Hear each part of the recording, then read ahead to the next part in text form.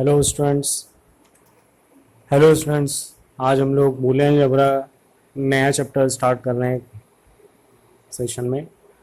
तो Boolean algebra basically क्या होता है, तो सबसे पहले इंट्रोडक्शन हम पढ़ेंगे। तो जॉर्ज बूले बेसिकली इसके इन्वेंटर थे। जॉर्ज बूले मैथमेटिशियन थे। 1854 में इन्होंने बूलियन अलजेब्रा कॉन्सेप्ट को डिज़ाइन और डेवलप किया।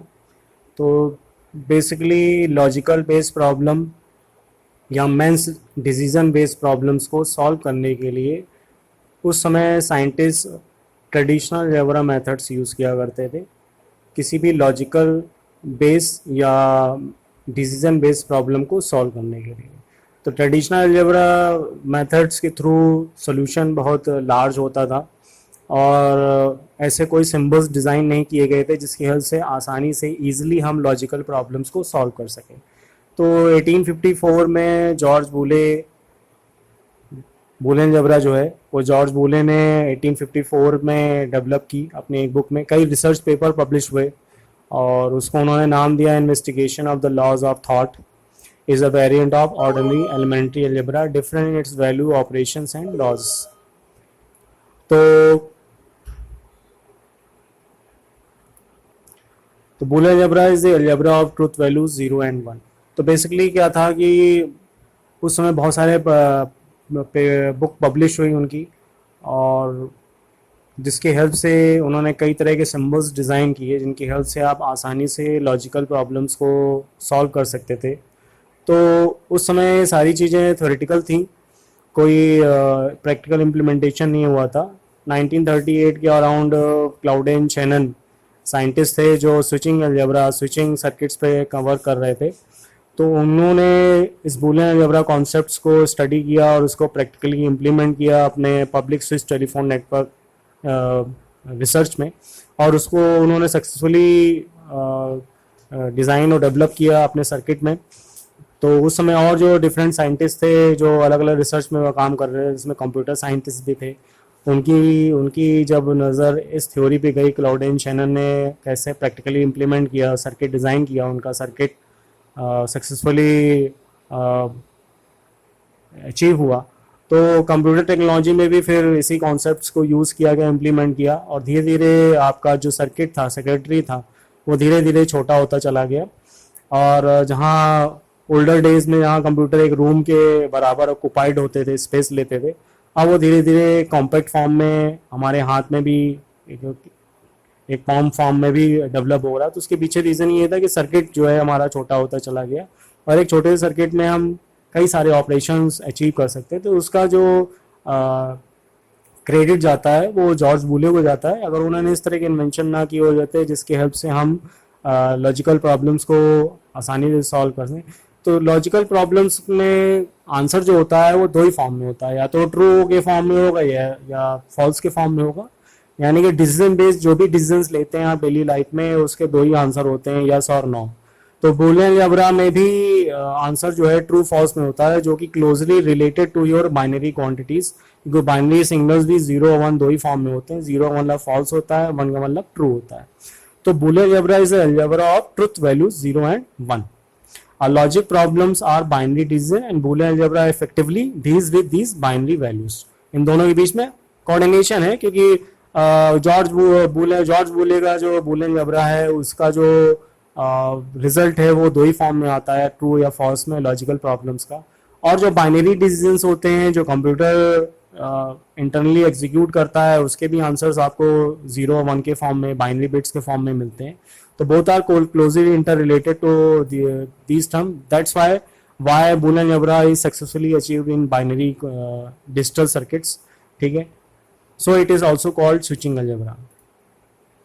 तो decision which result in either yes और no is called binary decision, जो हमने पहले अभी आप डिस्कस किया। तो statement which can be determined to be true और false are called logical statements. यानी ऐसे स्टेटमेंट जिनका आंसर ट्रू या फॉल्स में आए, ऐसे स्टेटमेंट्स को हम लॉजिकल स्टेटमेंट्स बोलते हैं। ठीक है, यानी ट्रुथ फंक्शंस भी बोलते हैं। तो रिजल्ट ट्रू और false are called truth values. तो बूलियन अलजेब्रा में ट्रू फॉल्स को हम ट्रूथ वैल्यूज के नाम से जानते हैं। Truth values are represented by logical constant true that is 1 and false that is 0 in digital electronics, in computer digital electronics, in computer language true means 1, false means 0. I mean true 0 and 1 means true and 0 means false. Variables which can be stored, these truth values are called logical variables. यानी कि ऐसे logical statement में, भाई logical statement का मतलब क्या होता है? ऐसे statement which consist of logical variables as well as logical operators.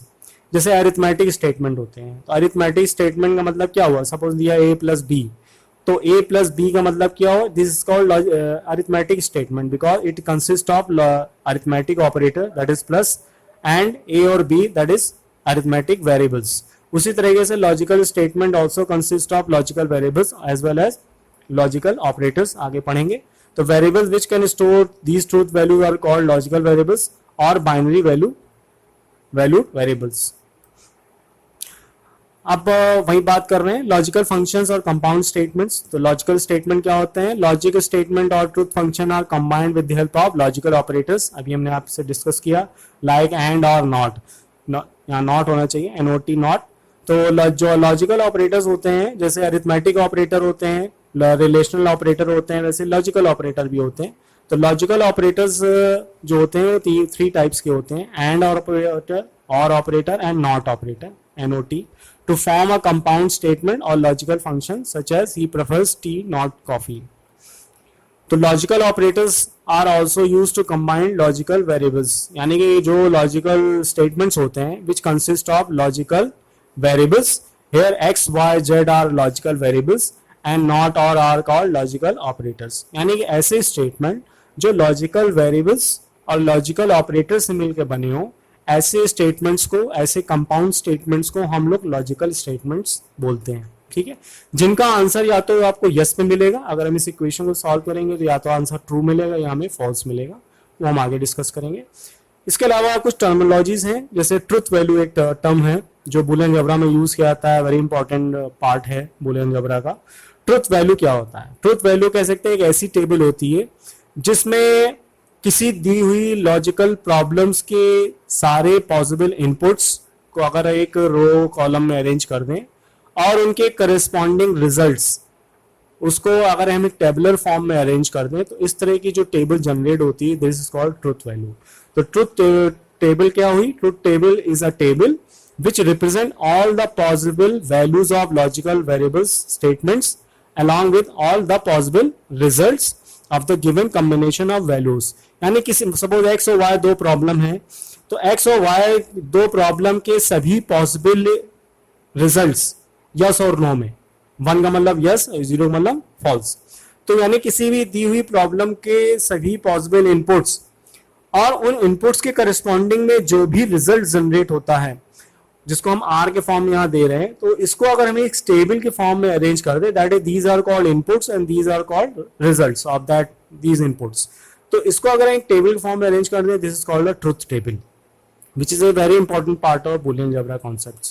So for example, we have two logical operators x and y. दो logical operator variables हैं, एक x है एक y है.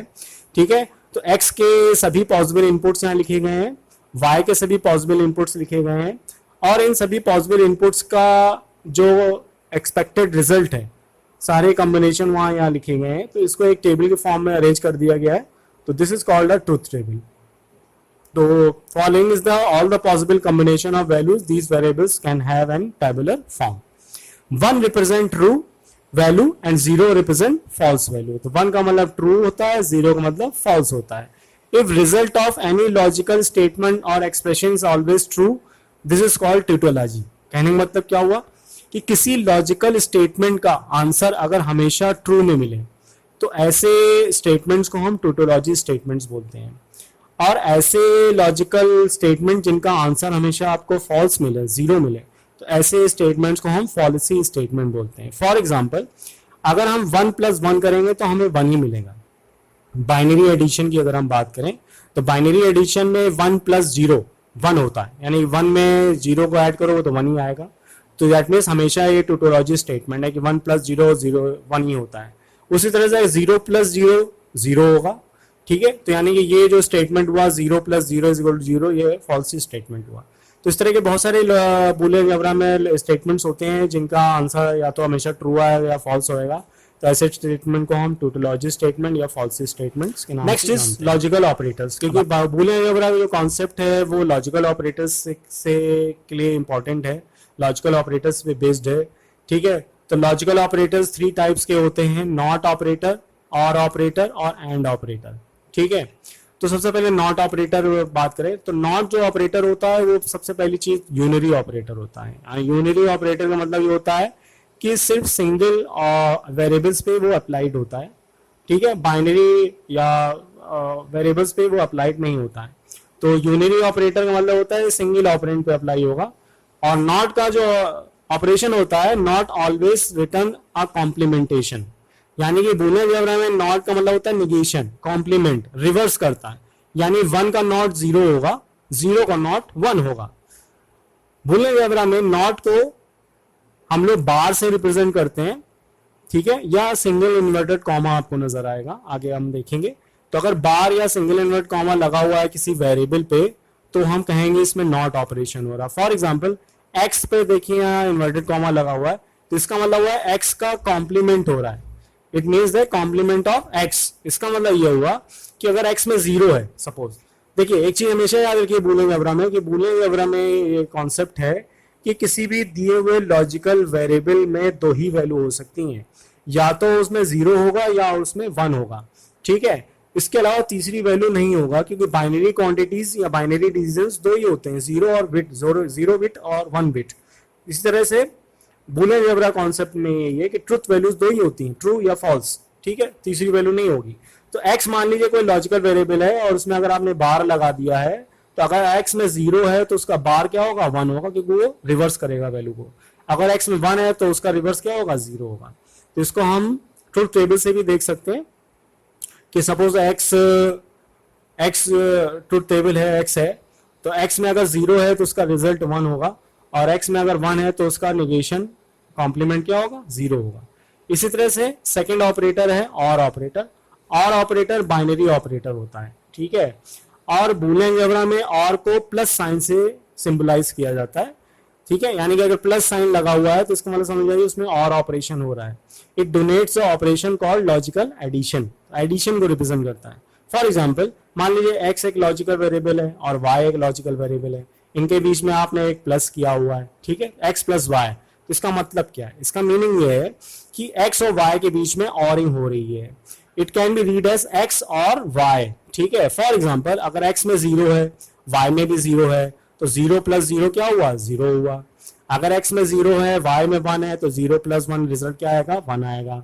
अगर 1 है x में, y में 0 है तो 1 आएगा। अगर 1 प्लस 1 है तो 1 आएगा। बाइनरी एडिशन में 1 प्लस 1 10 होता है, वो 0 कैरी जाता है। ठीक है, तो इसको ट्रुथ टेबल में भी आप देख सकते हैं।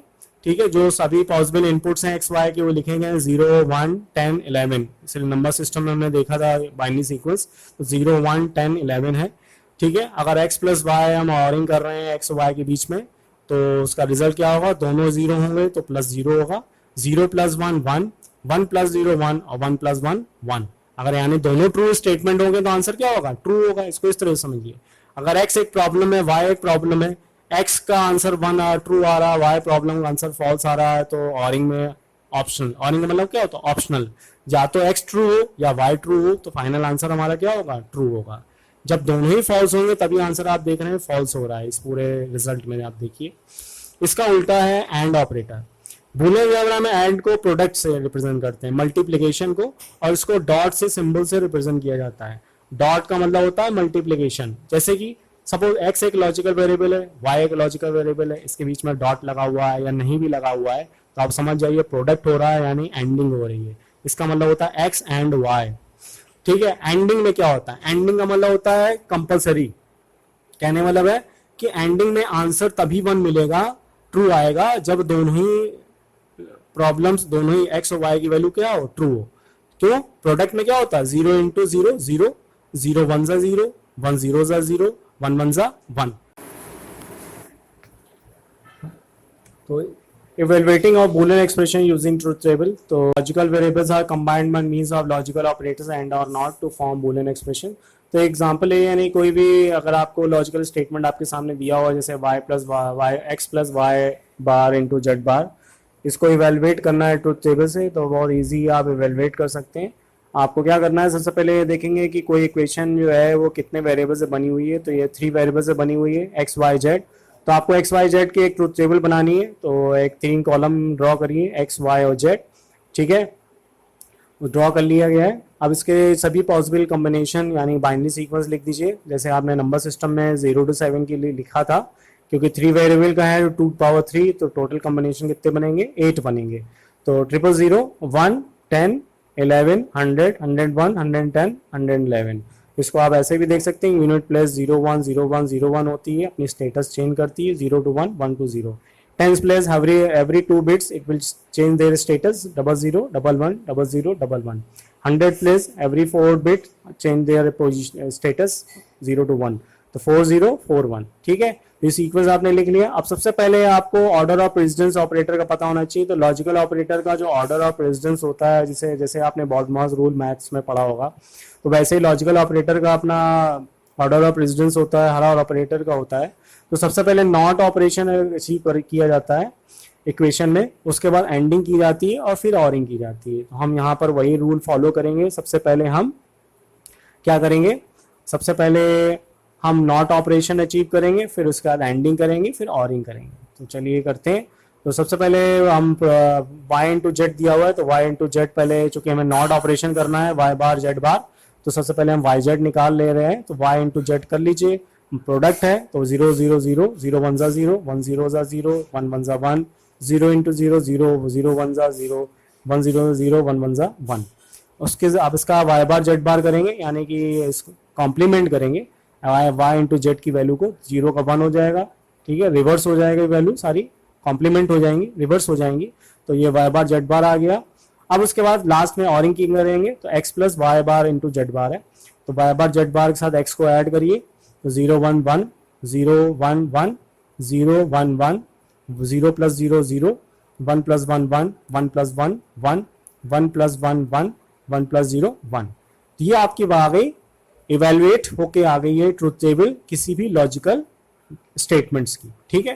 तो नोटिंग इसलिए दी हुई है, while evaluating boolean expression we must have to taken care of precedence, the order of evaluation of logical operator is firstly not, अभी डिस्कस किया हमने, then and then or, if there are parentheses then the expression in parentheses is evaluated first, just like your BODMAS rule, ठीक है।